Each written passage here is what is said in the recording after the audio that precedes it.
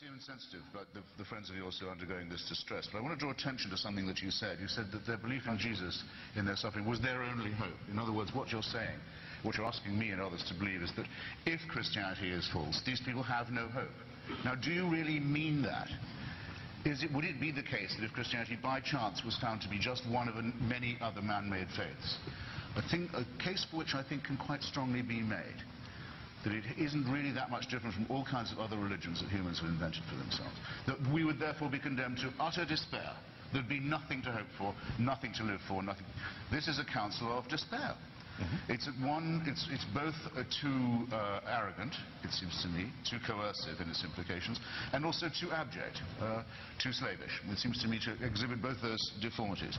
I'm not an admirer of C.S. Lewis, but I did think it was very brave of him to say, very brave of him to admit that if Jesus of Nazareth was not the Son of God, the incarnate Son, the Redeemer, if he wasn't that, then his doctrines, his teachings, were the ravings of an evil, mad person. Amen. But you cannot say, as people like Thomas Jefferson and the deists used to say, he wasn't divine, but he was a great moral preacher. No.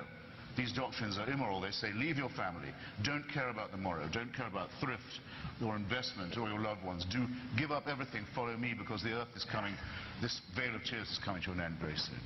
And vicarious redemption is available, and you'll go to hell if you don't do everything I say. And these would be delusional, idiotic ravings, and Lewis was brave enough and honest enough for once in his writing career to make this clear.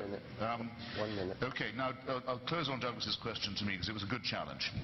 He says, why do I care particularly about things like the Inquisition or the Crusades? I would add the Jihad. So why do I find these things more repulsive than others? I'll give you a simple answer.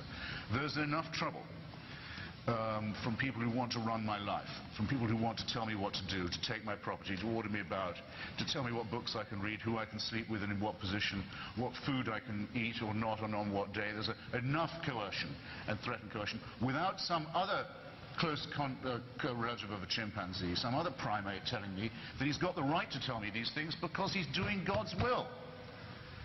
The initial emancipation, the first emancipation an intelligent human being has to be able to come up with is this. The beginning of freedom and liberty is to say, there isn't a human who can do that to you.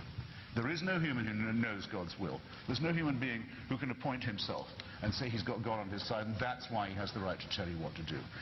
This is the first and greatest of our emancipations. All others flow from it.